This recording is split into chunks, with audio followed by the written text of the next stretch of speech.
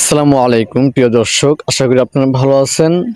আলহামদুলিল্লাহ আমিও ভালো আছি। আমি যতটা না ভালো আছি, আল্লাহ যেন আপনাকে, আমাদের সবাইকে তার চেয়ে শত শত গুণ বেশি ভালো রাখে, আমি এটাই দোয়া করি। তো আজ আমরা যে সংবাদটি শুনতে যাচ্ছি, 1945 সালে যুদ্ধ বিধ্বস্ত জাপান। এক কিশোর তার মৃত ভাইকে মাটি চাপা দিতে পিঠে করে নিয়ে যাচ্ছে।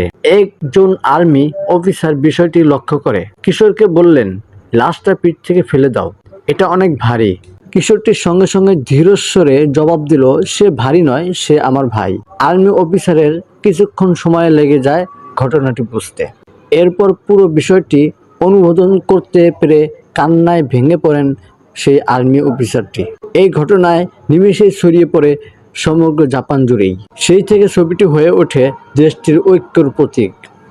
ভাইকে পিঠে তুলে নেওয়ায় কিশোরের এই উক্তি হয়ে যায় তাদের জাতীয় স্লোগান। সে বোঝা নয়, সে আমার ভাই বোন। He is not a burden, he is my brother sister.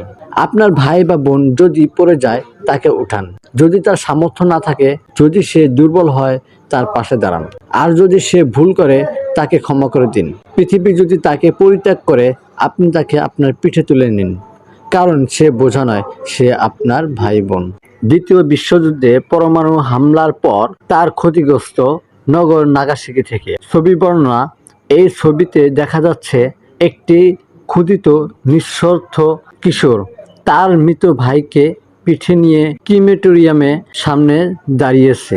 ভাজাল যুবকের কথা ফটোগ্রাফার জো বলেছিলেন, সে দাঁড়িয়েছিল, দাঁতের নিচে এমনভাবে কামড় দিয়েছে। পরিচয় নিরূপণ অনুসন্ধানকারী সম্মিলিতভাবে চেষ্টা করেছে তার পরিচয় উন্মোচনের, তবে এখনও অজ্ঞাত।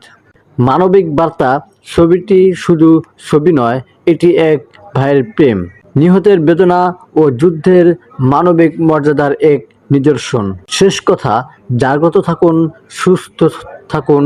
কখনোই যুদ্ধ শেষ হবার নয়, পুরোপুরি তার ক্ষতগুলো লোকগুলোই বহন করে। ভিডিওটি ভালো লাগলে অবশ্যই সাবস্ক্রাইব করে পাশে থাকবেন। ধন্যবাদ।